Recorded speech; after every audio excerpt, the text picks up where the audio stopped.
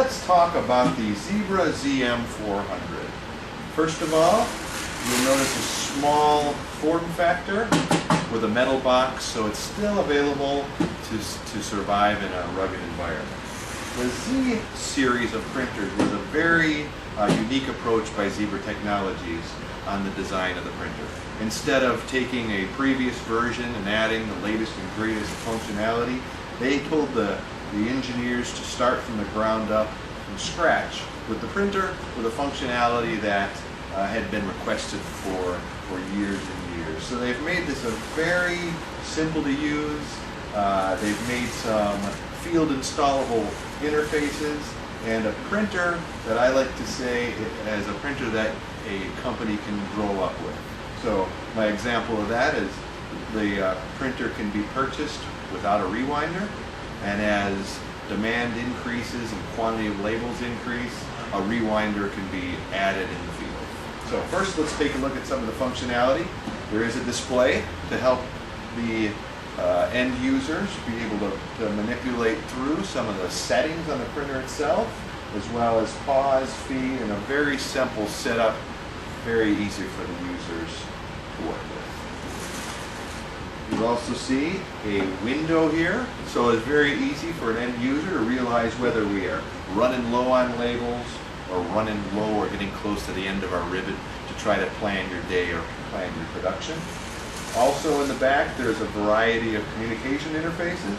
Standard are parallel, USB, and an RS-232 serial port.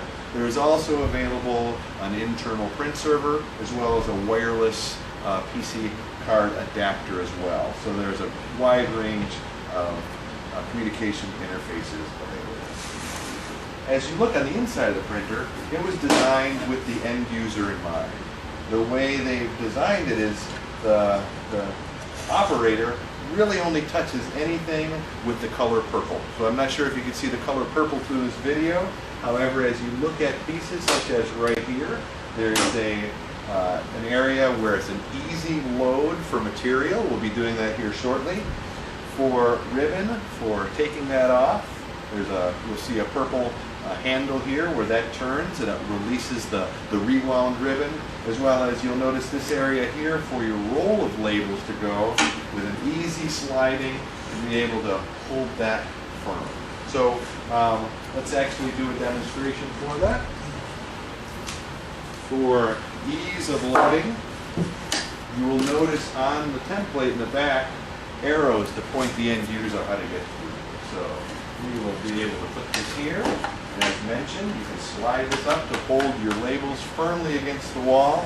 And as you're loading a printer, all the programming and all the design functionality and all the way it prints is defined from the inside out based on margins and things like that. So as we follow our arrows, we will slide this actually up through here.